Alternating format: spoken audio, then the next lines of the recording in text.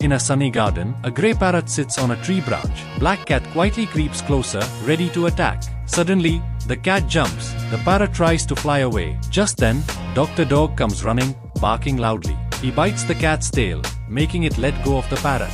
The scared cat runs up a tree. The parrot, now free but hurt, lies on the ground. The dog gently pushes the parrot onto a flat rock. Dr. Dog tears a leaf into strips and wraps the parrot's injured wing. The parrot is now fine.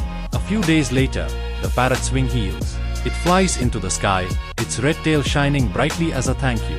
The dog watches, panting happily.